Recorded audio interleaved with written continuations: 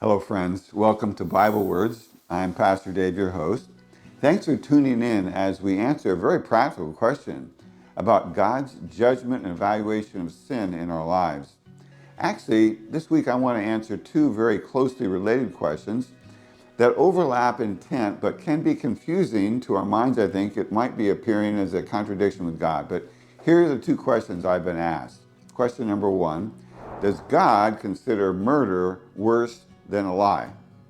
And secondly, does God judge all sin the same? Now, it might appear that these two questions are the same question being asked two different ways, but actually they do address two very different aspects of sin: the eternal consequences of sin and the earthly penalty for sin.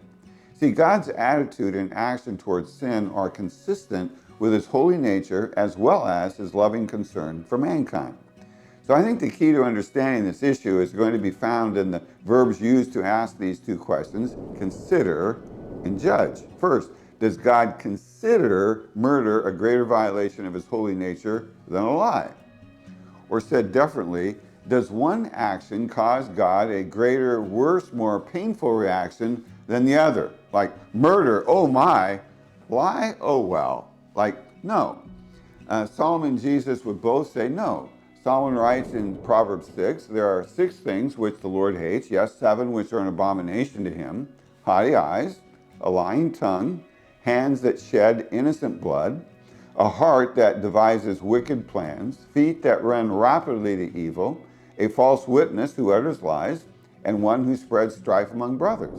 So hopefully you notice that lies and murder, violence that goes with it, are both equally mentioned and equally hated and condemned by God. Both are an offense to his holy nature and his creation purpose for mankind. We weren't created to either lie or kill. Jesus basically says a similar thing in the Sermon on the Mount in Matthew 6. He says, "You have heard that the ancients were told, 'You shall not commit murder, and whoever commits murder shall be liable to the court.'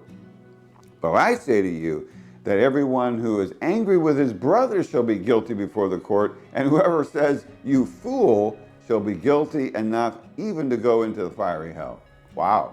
What's Jesus' point? Simply this: all of sin, the action as well as the attitude that produces the action, it all comes from the same source and is equally offensive to God's holy nature.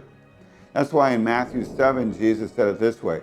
He said, "That which proceeds out of the man, that is what defiles the man. For from within, out of the heart of men, proceed the evil thoughts, fornications, thefts, murders, adulteries, deeds of coveting and wickedness, as well as deceit, sensuality, evil, slander, pride, foolishness," all of it.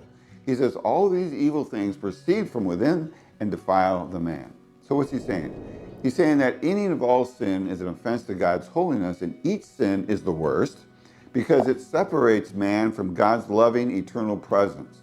So all sin, regardless of the degree of badness that we might want to impose on it, has this same spiritual consequence: separation from God. So God considers any and all sin equally the worst, which thought then leads us to our second part of the answer of the question and the answer.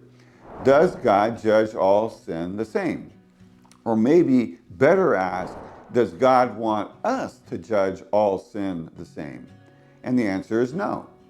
Now we're considering not the eternal consequence, but the earthly penalty for sin, and make that distinction in your mind. See, in this regard, murder is much more destructive to human life than a lie, with permanent damage that cannot be undone.